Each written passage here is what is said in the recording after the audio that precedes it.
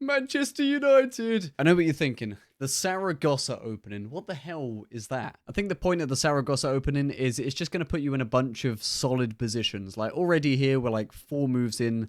And, you know, white's getting comfortable. The knights are getting developed.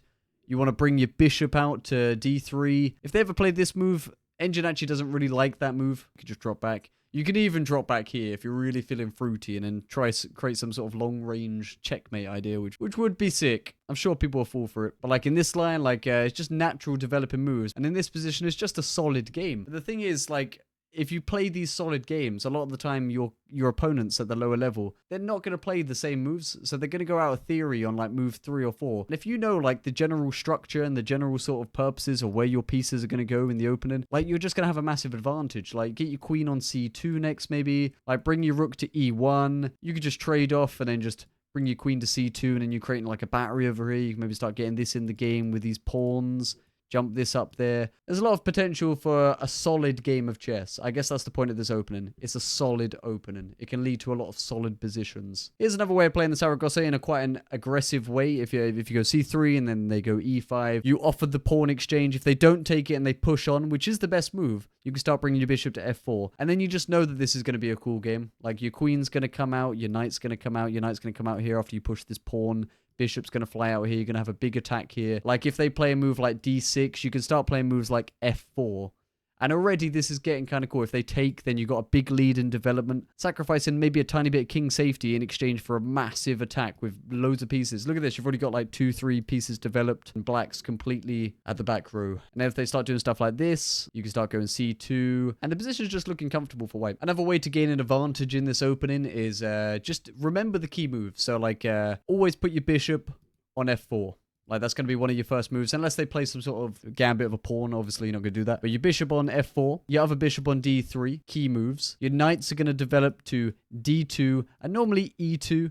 But you can develop your knight to f3 as well. If they play the best move, which is d5 in this position, you're just going to go queen e2 or queen c2. And the position is just nice for white. Like, if you go e2 and they push, it's better for white. It's like a slight advantage, 0.5 on the eval bar for white. And then you're going to look for the e4 break. It's important to look for these pawn breaks during the games. But if they castle now, then you've got g4 coming in and you got some mad pawn storm on this board. It's like there's so much stuff here. The Saragossa opening can transpose into some dangerous... It starts really subtle and not so scary. And then it can be quite beastie. Maybe you're castling long.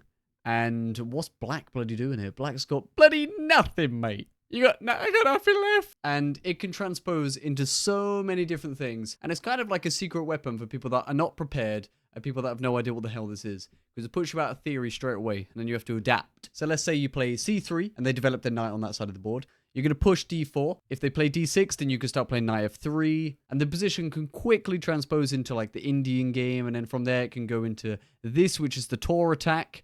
Like it went out of theory for a few moves then, and it's back in theory. Like it transposes into other things. It's like a secret weapon. So this is a good line of it. This looks like a very common line that you go into, them castle in, and then you launch them for the center. Obviously they can't take because it's protected. They might play something like this. If they do, then you just drop back, and if they push again, which I'd imagine a lot of people at the lower level would definitely do, like pushing here, you just drop back again. And if they're like, you know what, I want to take that bishop, and they go after this bishop, then you can actually take here.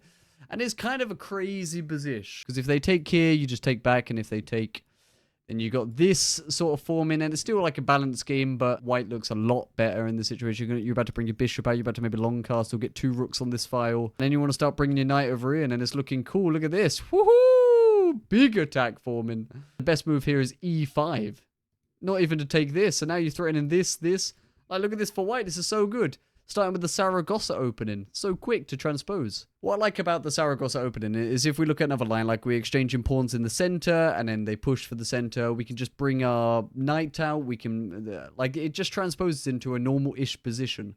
But I feel like we have more initiative. Like, look at this. Like, we're just dropping back with the bishop. And then we're putting our queen here. And we just got whites in a nice position here. If they start doing stuff like this, obviously it's not good for black. And white is just comfortable. You're about to bring your knight out.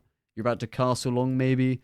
I guess the point of this opening is it's to confuse your opponent and maybe give you a slight advantage in the opening just by playing the key principal moves. You know, c3, d4, bringing your knight to f4, bishop d3, queen c2, getting a good attack. Give it a go, and if you fail, it's not my fault.